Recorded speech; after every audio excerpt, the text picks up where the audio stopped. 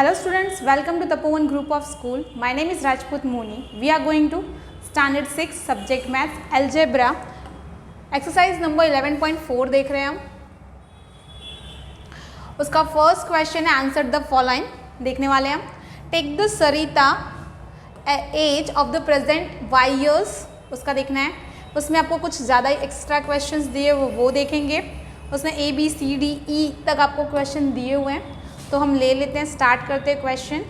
तो फर्स्ट है कि आपने सरिता की जो प्रेजेंट एज है वो आपको लेनी है. Take the Sarita's present age is Y years आपने ले ली. अब what will be her age 5 years from now. अभी की एज से उसका 5 ईयर्स के बाद की एज क्या होगी, तो y + 5 होगी. What was the her age 3 years back. अगर वो 3 साल पहले की बात करें तो y - 3. अभी की जो भी एज होगी उससे माइनस करोगे आप 3. Sarita's grandfather is 6 times her age. उसकी एज से 6 टाइम है, यानी कि 6 × y यानी 6y उनकी एज होगी. Grandmother's age younger than the grandfather's. उसके जो दादाजी है उससे उसकी दादी माँ 2 साल छोटी, यानी 6y - 2. यानी कि उनकी जो भी ग्रैंडफादर की एज कितनी थी 6y, उससे वो 2 साल यानी कि 6y - 2 करोगे तो what is the grandmother age, तो कितना आया 6y - 2. एंड सरिता's father age 5 years more than 3 times of सरिता's एज.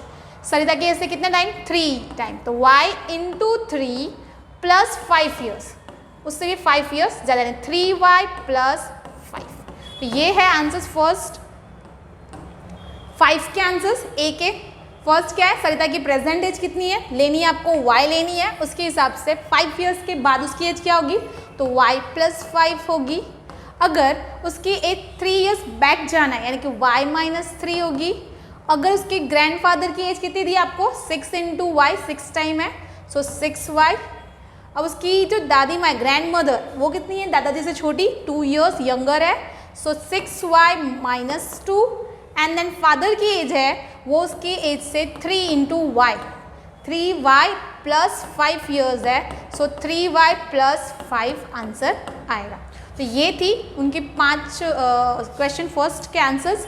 अब देखते हैं बी का. The length of the rectangle hall is 4 meter less than the 3 times of the breadth hall. What is the length and breadth, B metres.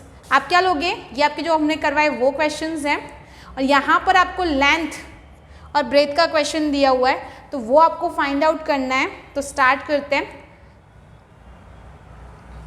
तो first चीज़ है आपको यहाँ पे दी है, length of the rectangle hall is 4 meter less than 3 times of breadth. तो first thing कि hall कितने का है, तो जो भी ब्रेथ है हमारा ब्रेथ कितना लेना है आपको, बी अज्यूम करते हैं, तो उसका 3 टाइम -4 ये है length of the rectangle hall. क्या कि ब्रेथ जितना भी है उससे 3 टाइम्स है -4 यानी 3b - 4 है.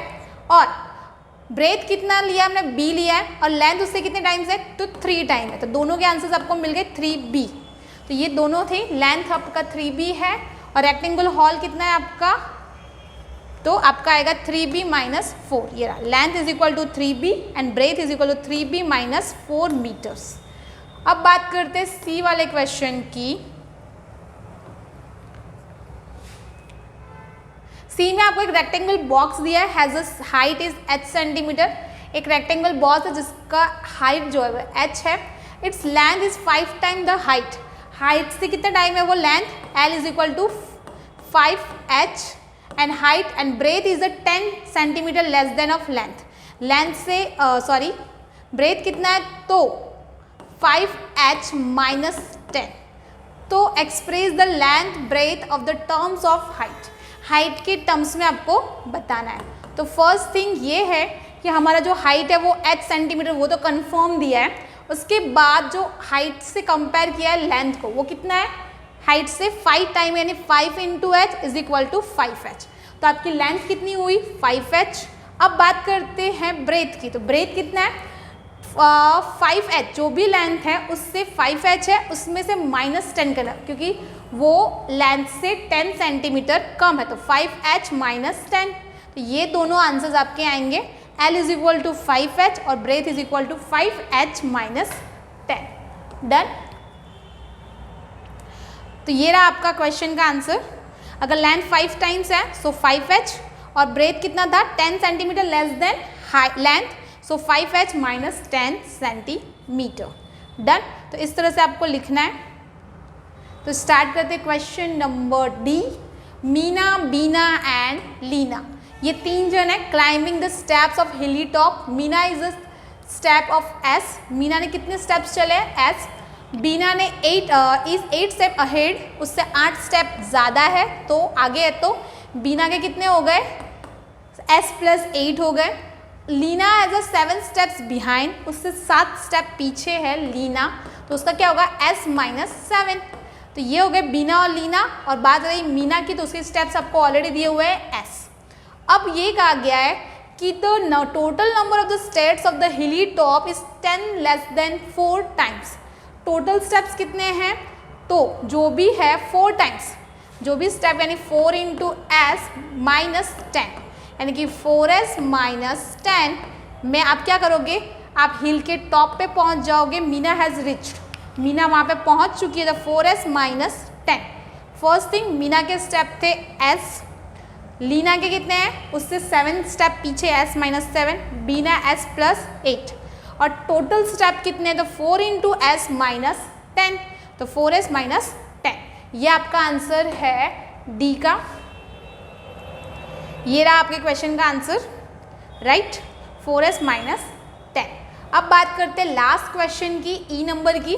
अ बस travel at the v kilometre per hour, 1 kilometre में कितने वो ले रही है, 20 किलोमीटर 1 घंटे में कवर कर रही है। तो it's going from the Daspur to Bispur, Daspur से कहाँ जा रही है, वो बीसपुर जा रही है। तो after the bus has travel the 5 hours, वो 5 घंटे ट्रैवल कर रही है। बीसपुर इज स्टिल 20 किलोमीटर अवे, लेकिन अभी भी बीसपुर कितना बाकी है, 20 किलोमीटर बाकी है। तो what is the distance of Daspur to Bispur, express using a V का यूज़ करके आपको बताना है। 1 घंटे में 20 किलोमीटर कवर कर रही है, दासपुर टू बीसपुर जा रही है, 5 घंटे ट्रैवलिंग हो चुकी है यानी 5v, अभी भी कितना बाकी है 20 किलोमीटर, यानी 5v प्लस 20, इतना डिस्टेंस हमारा बाकी है। फिर भी हम सम देखते हैं। सो ये रहा स्पीड ऑफ बस v kilometre, distance travel by 5 hours, 5 घंटे ट्रैवल कर चुकी है, और अभी भी कितना बाकी है रिमेनिंग डिस्टेंस, तो 20 किलोमीटर डिस्टेंस बाकी है। देयरफॉर द टोटल डिस्टेंस कितना हुआ 5v था हमारा,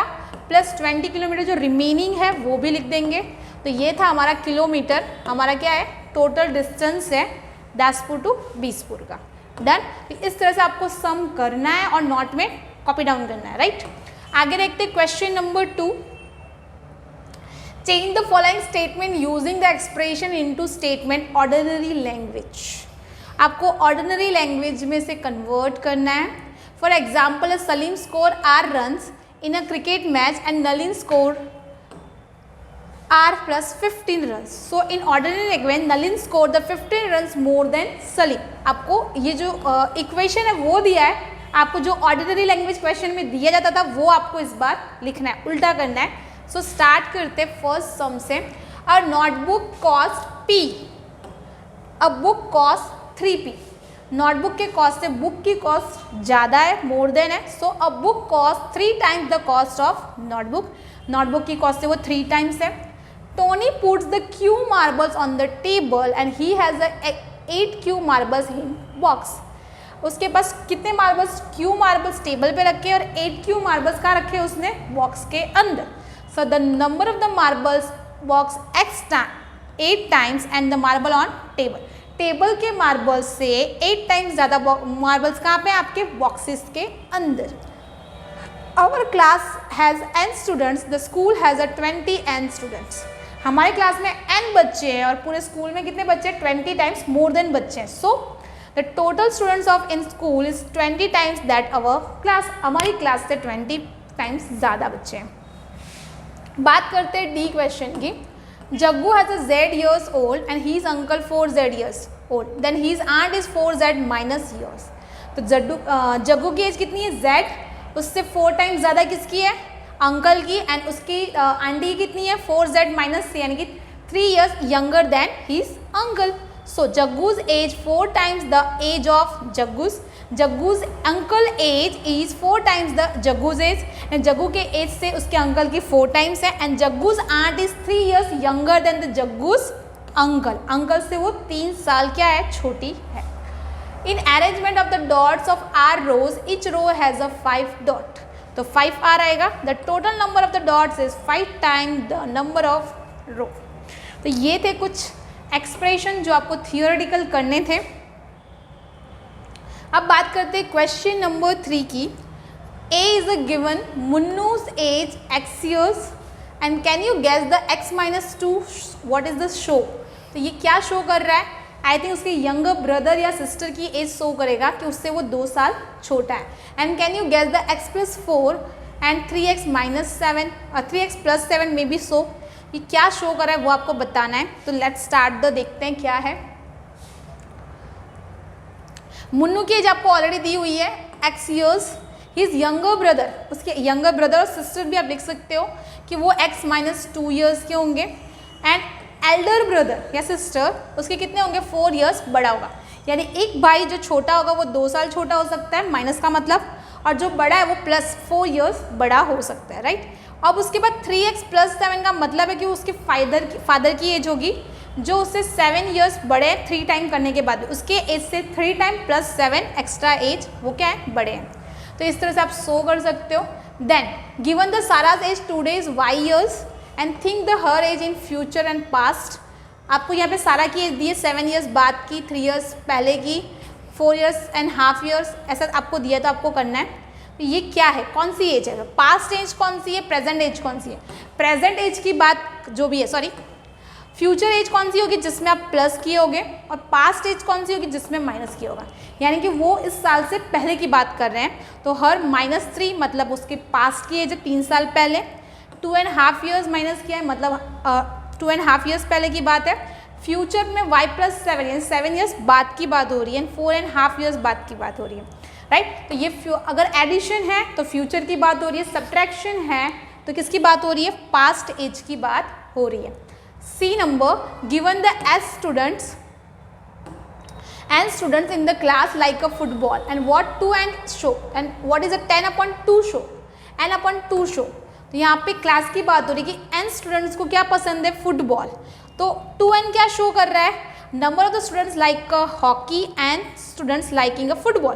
फुटबॉल से डबल किस, हॉकी पसंद है या क्रिकेट भी आप लिख सकते हो, हॉकी की जगह पे क्रिकेट ऑप्शन है आपके पास, कोई और गेम आप लिख सकते हो कि मतलब फुटबॉल से डबल जो बच्चे बाकी के डबल बच्चे जो है उनको क्या पसंद है, क्रिकेट या हॉकी गेम पसंद है। अब n/2 क्या है, उससे आधे बच्चे को क्या पसंद है, टेनिस का गेम पसंद है या मोबाइल गेम, वीडियो गेम, जो भी आपको लिखना है लिख सकते हो। So number of the students like the tennis of half the student like a football.